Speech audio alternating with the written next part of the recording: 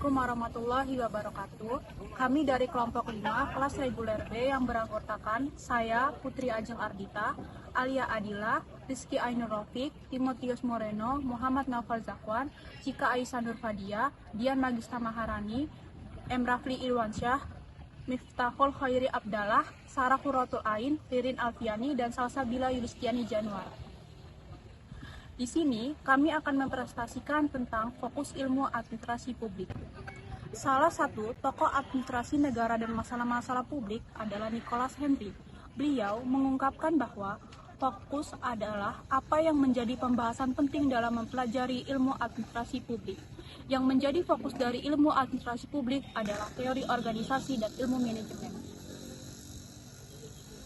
Selanjutnya, paradigma administrasi publik dan fokusnya. Perkembangan suatu disiplin ilmu dapat ditelusuri dari perubahan paradigmanya.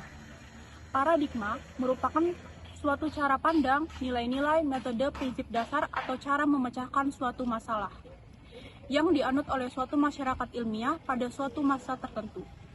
Henry mengungkapkan bahwa telah terjadi 5 paradigma dalam administrasi negara. Paradigma 1, 1900 sampai dengan 1926.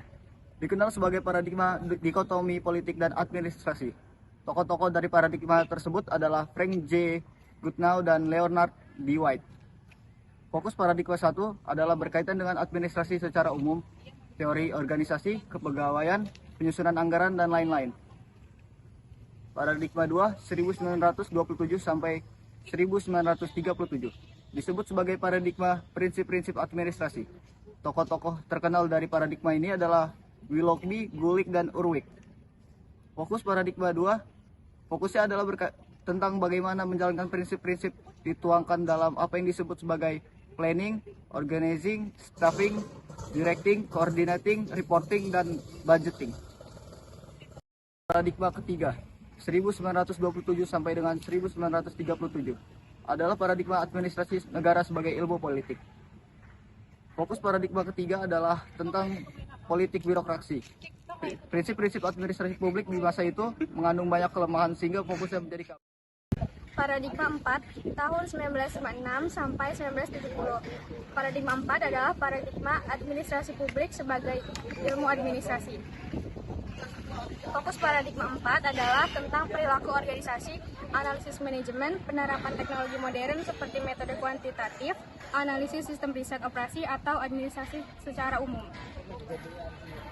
Paradigma kelima tahun 1970 sampai sekarang merupakan paradigma terakhir yang disebut sebagai administrasi publik.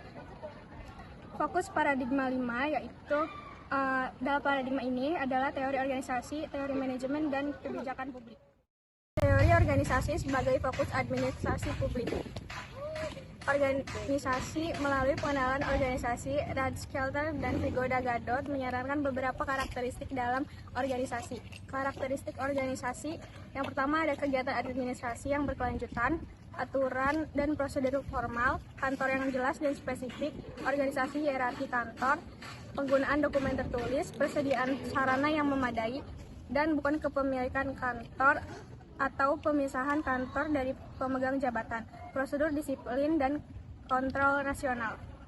Model tertutup. Henry, pada teori-teori organisasi model ini cenderung hanya berfokus pada apa yang terjadi di dalam organisasi. Contoh dari organisasi model tertutup, pertama, teori birokrasi oleh Max Weber, kedua, teori manajemen ilmiah oleh Frederick Taylor, ketiga, teori manajemen administrasi. Model terbuka. Teori-teori organisasi ini yang menerima sesuatu dari suatu sistem dan melepaskannya kepada sistem yang lain. Merupakan suatu sistem terbuka karena selalu berinteraksi dengan lingkungannya. Henry mengidentifikasi contoh model organisasi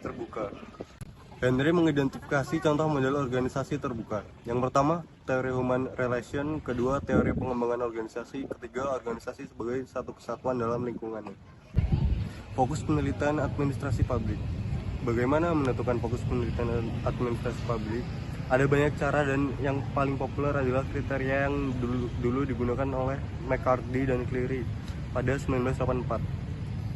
Pertama, apakah penelitian lebih berorientasi pada pembangunan teori atau kebutuhan praktik? Kedua, apakah topik penelitian merupakan pusat disiplin administrasi publik? Sekian dari kelompok kami. Mohon maaf bila ada kesalahan. Kami akhiri. Wassalamualaikum warahmatullahi wabarakatuh.